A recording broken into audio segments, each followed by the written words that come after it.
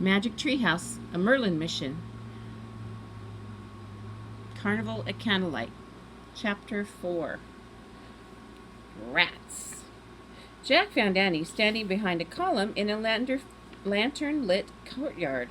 The courtyard was quiet and empty. "Everyone in Venice must be at Carnival," said Jack. "I just hope the ruler is home."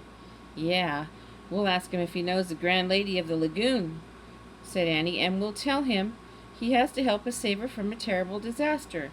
Jack looked at his map of the palace. Several rooms were labeled Ruler's Living Chambers.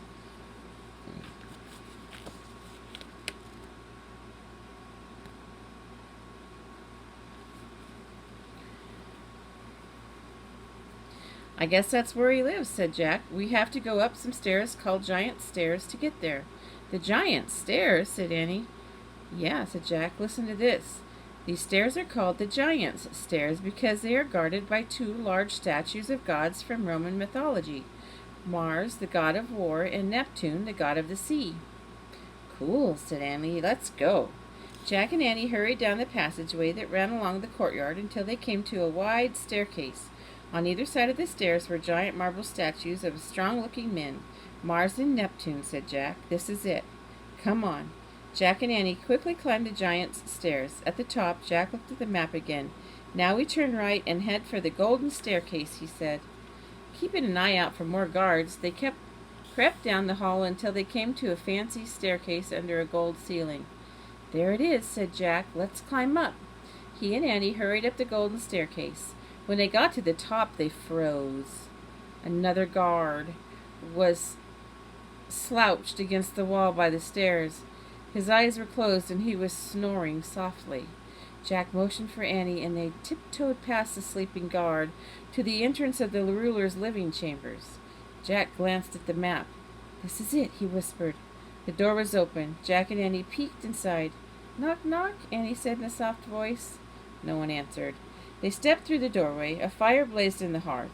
Overhead, many candles burned brightly.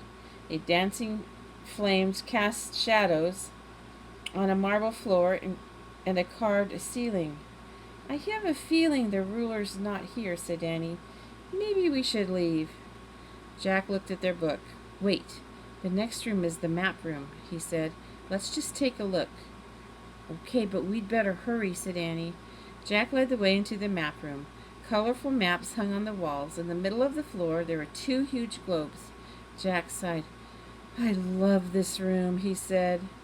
"Look, more lions," said Annie. She pointed to 3 paintings of winged lions on one of the walls. "Why are there lions with wings everywhere?" Jack looked up. "Winged lions" in their book, and he turned to the right page and read. "The winged lion is the symbol of Venice, represented in paintings and sculptures all over the city. The lions stand for strength in both land and sea." As Jack and Annie looked back at the lion paintings, they heard footsteps. The grouchy guard and the sleepy guard rushed into the room. "Hi, we're looking," began Annie. "There they are, the thieves!" the sleepy guard shouted at a grouchy guard. "I told you I heard voices." "We're not thieves," said Annie. "We're just looking for your ruler to ask for his help." "She's right," said Jack. "We have to tell him that—" "Won't admit your crime, eh?" said the grouchy guard. "Their worst cells are reserved for criminals like you. Move." "But we—" started Annie. "Move," shouted the grouchy guard, raising his rifle and pointing to the door. Jack knew there was no use arguing. He took Annie's hand and led her out of the ruler's living chambers. The 2 guards walked behind them, pointing guns at their backs. "To the end of the hall and down the steps," growled the grouchy guard. Jack and Annie walked quickly down the hall, then down some steep, narrow steps. They moved through a low stone corridor, the guards close behind them. "Over the Bridge of Sighs," shouted the grouchy guard, "and be sure to sigh when you cross it because you won't be coming back for a long time." Jack gripped Annie's hand as they crossed a covered footbridge to another building. Once inside, they started down a lantern-lit hallway filled with puddles. Jack's shoes felt squishy and soggy as he sloshed through the water. "Halt!" shouted the grouchy guard. Jack and Annie stopped in front of a heavy wooden door. The grouchy guard opened the door and pushed them into a dark, damp cell. The door slammed shut. Jack heard a heavy metal bolt clank into place. Then he heard guards splash away down the hall, arguing with each other. The prison was eerily quiet. It was hard to breathe in the stale cell, and it's hard to see, too. Only the dim light of the hallway shone faintly through the barred windows. Under the window was a wooden bench. "What now?" Annie asked in a small voice. For a moment Jack couldn't answer. He was stunned. Minutes ago they'd been at the bright carnival. Now they were locked in a dingy prison cell. I'll look in the book," he said. Jack felt shaky as he opened their research book. He moved close to the barred windows to read in the dim light. He looked up prison in the index. He found it and read aloud. The prison cells at ground level in the palace were called apausi, meaning wells or pits. They were dank, airless, and filled with rats. Even the government eventually decided they were too cruel. Jack heard a squeak from a dark corner. He stopped reading and looked up. He heard squeak again, and the hair went up on his neck. Was that a rat, he wondered. "Was that a rat?" said Annie. A squeak came again from the dark corner. Then a squeak came from another corner. Jack heard rustling along the walls and more squeaking. "Oh, man," he breathed. "There were rats everywhere." "I think it's time for magic," said Annie. "Yep," said Jack. "Definitely." He kept his eye on the dark corners while Annie reached into his backpack and pulled out Tanny and Kathleen's book. Annie read from the table of contents. "Stand on water, make stone come alive, make metal soft, turn into ducks." Annie looked up. "Are rats afraid of ducks?" she asked. "Forget ducks," said Jack. "Go back to make metal soft. That's what we need to do. You read the rhyme, and I'll try to pull the bars apart." "Okay, good," said Annie. Jack jumped onto the wooden bench under the barred window. The squeaking grew louder. Jack reached up and felt the iron bars. They were cold and hard and very solid. Jack couldn't imagine bending them. The squeaks were getting louder. Jack gripped the two bars in the middle of the window and took a deep breath. "Read the rhyme," he said. Annie read aloud.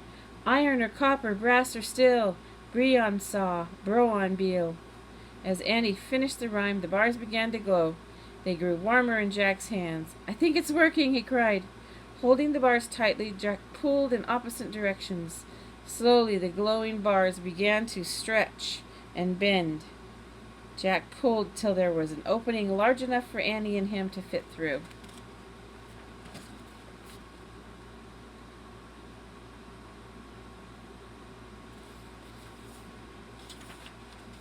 "We did it!" he cried. "Great! Hurry! Hurry! The rats are coming!" cried Annie, and she jumped on the bench. Jack heard a chorus of squeaks from all sides of the cells. He looked down and saw the shadowy shapes of dozens of rats. They seemed to be sniffing the air below the window. "Go! Go!" cried Jack. "Go! Go!" cried Jack to Annie. Annie squeezed between the bars and jumped down into the hallway. Jack followed her. He hit the wet floor and scrambled to his feet. "Come on!" he cried. Jack and Annie sloshed down the watery hallway. At the end of it, they nearly bumped right into the two guards. Jack and Annie kept running. "Hey!" the grouchy guard shouted, running after them. He reached for Jack, and the other guard tried to catch Annie. Jack and Annie dodged away from them. The guards crashed into each other, falling to the floor. Jack and Annie kept running. They dashed across the Bridge of Sighs. They ran through the corridor and up the steep stone steps. "This way!" cried Jack. He and Annie tore down the hall, heading for the golden staircase. "Hey! Hey!" the guards yelled from behind.